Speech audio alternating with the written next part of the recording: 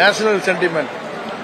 இந்தியாவில் உள்ள எல்லாரும் ஜாதி மதத்திற்கெல்லாம் அப்பாற்பட்டு அயோத்தியில் கோயில் வரணும் அப்படிங்கிறது எல்லா இந்தியாவில் உள்ள காஷ்மீர்லேருந்து கன்னியாகுமரி உள்ள வரைக்கும் உள்ள மக்கள் எல்லோரும் எதிர்பார்த்தது. உச்சநீதிமன்றம் தீர்ப்புக்கு பிறகு அந்த கோயில் பணியெல்லாம் நடந்துச்சு. நேற்று ராமர் கோயில் திறக்கப்பட்டது. உண்மையே அது இந்தியாவில் எல்லோருக்கும் மகிழ்ச்சியான ஒரு விஷயம்.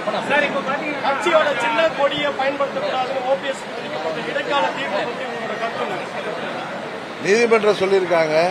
அடுத்த கட்ட நடவடிக்கை என்னங்கிறத சகோதரர் ஓபிஎஸ் அவர்கள் முடிவு செய்வாங்க. இதுல என்னுடைய கருத்து என்ன இருக்கு? நீதிமன்றம் சொல்லியிருக்கு. திரு பன்னீர்செல்வம் அதை பற்றி தொடர்ந்து முடிவு செய்வார். அப்போ வந்து பாத்தீங்கன்னா தமிழகத்தில் பல்வேறு கோவில்கள் வந்து நேரலை செய்யக்கூடிய ஏற்பாடு செய்யப்பட்டது. திமுக மற்றும் காவல்துறை செய்யக்கூடாது அப்படின்னு தடுத்து அதை கோர்ட்டுக்கு போயிட்டு அதை வந்து உத்தரவு வாங்கி அப்புறம் தெரிவிக்கிறாங்க. இது குறித்து நீங்க என்ன சொல்லுவாங்க? அதாவது சில தேவையற்ற நிகழ்வுகளை தமிழக அரசாங்கம் தவிர்த்திருக்கலாம்.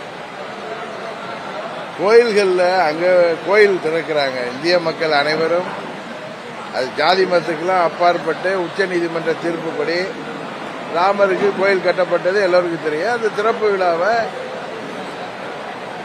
பிரைவேட் இடங்களில், தனியார் கோயில்களில், தனியார் மண்டபங்களில் அவங்க ஒளிபரப்பு செய்யறது. அதை போய் காவல்துறை வைத்து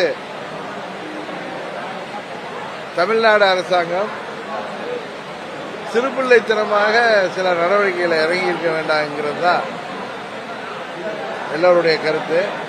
உயர்நீதிமன்றம் தலையிட்டு சொல்கின்ற அளவிற்கு அதை பெரிதுபடுத்தியிருக்க வேண்டாம் என்பதுதான் எல்லோருடைய கருத்து. ஆளுநர் பங்கேற்ற ஒரு அண்ணா யூனிவர்சிட்டி பல்கலைக்கழகத்தில் வந்து ஆளுநர் வருகை நிகழ்ச்சியில் மாணவர்கள் வந்தாங்க. வருகை பதிவு துணைவேந்தர் வந்து ஒரு சுற்றறிக்கை அனுப்பியிருக்காங்க.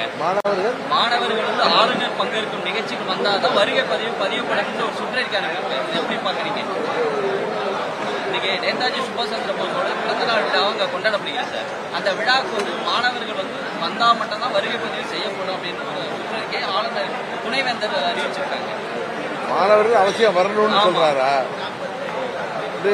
நேதாஜி சுபாஷ் சந்திர போஸ் ஒரு பெரிய தேச போராட்ட தலைவர்.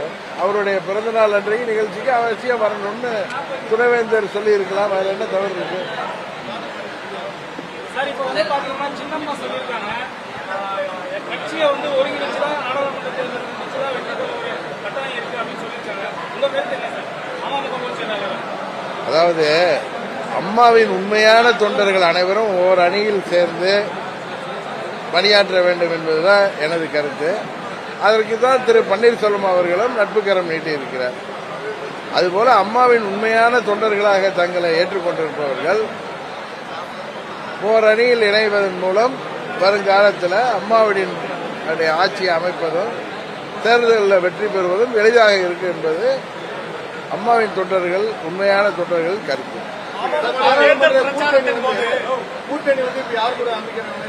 அதான் என் கூட்டணி அமைந்த பிறகு நான் உங்களுக்கு எல்லாத்தையும் அதாவது கூட்டணி சம்பந்தமான பேச்சுவார்த்தை எல்லாம் முடிவுற்ற பிறகு உரிய நேரத்தில் உங்களுக்கு நீங்க அவங்களதான் கேட்கணும். இல்லாட்டி பெருமாள் வந்திருக்காரு, அவரை கேளுங்க. அதாவது கொடநாடுங்கிறது ரொம்ப அம்மாவின் தொண்டர்களுக்கு ஒரு சென்டிமெண்டான விஷயம். அம்மா அவர்கள் ரொம்ப விரும்பி போய் தங்குற இடங்கள்ல ஒன்று. அங்க வந்து கொலை மற்றும் கொள்ளை நடந்தப்ப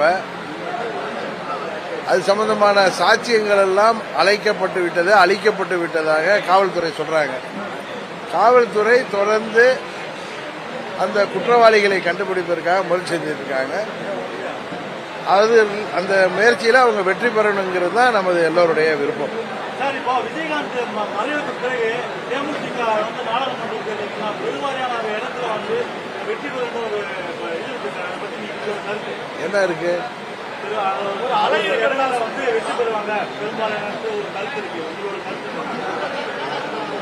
எந்த கட்சியுமே தேர்தலில் வெற்றி பெறணுங்கிற ஒரு எண்ணத்துல தான் போட்டியிடுவாங்க. மக்கள் தான் எதையும் தீர்மானிக்கிற இடத்துல இருக்காங்க.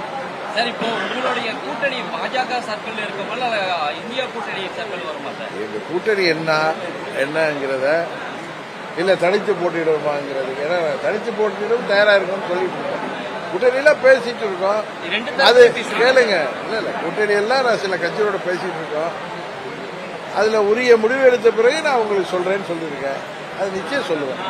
இப்ப நாளைக்கு துணை முதல்வர் பதவி அறிவிக்கிற மாதிரி ஒரு தகவல் வருகிறது உதயநிதி ஸ்டாலினுக்கு. இதை பற்றி உங்களுடைய கருத்து? எது தகவல்கள், வதந்திகள், யாரோ சொல்ற கருத்துக்களுக்கெல்லாம் நான் பதில் சொல்ல முடியாது. இருக்கிற பட்சத்துல அதை அமமுக ஏற்குமா? அதாவது வெறும் யூகங்களுக்கெல்லாம் நான் பதில் சொல்ல மாட்டேன். நீங்க அது மாதிரிலாம் நீங்க சொல்ற மாதிரி எதுவும் நிகழ்ச்சி நடந்தால் அப்புறம் நான் பதில் சொல்றேன். நாடாளுமன்ற சட்டமன்ற தேர்தலில் 33% இடஒதுக்கீடு மத்திய அரசு கொண்டு வந்திருக்காங்க. ஆனா வருகின்ற பாராளுமன்ற தேர்தலில் அதை அமல்படுத்த முடியாதுன்னு ஒரு முடிவாக உச்சநீதிமன்றம் சொல்லியிருக்காங்க. எப்படி பாக்குறீங்க?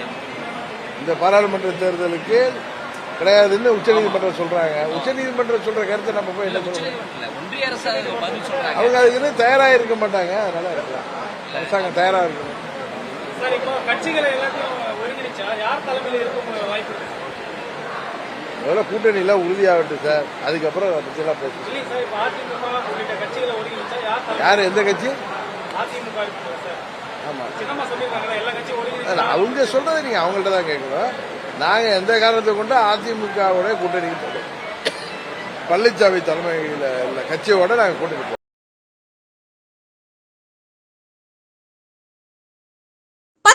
படித்தவரா நீங்களும் மத்திய அரசு பணியில் சேரலாம். SSC நடத்தும் MTS தேர்வில் பங்கேற்று வெற்றி வாகை சூடுங்கள். சன் IAS அகாடமி நடத்தும் SSC MTS தேர்வுக்கான பயிற்சியில் இன்றே இணைந்து பயிற்சி பெறுவீர், வெற்றி பெறுவீர். தொடர்புக்கு 9952920001 7397355517.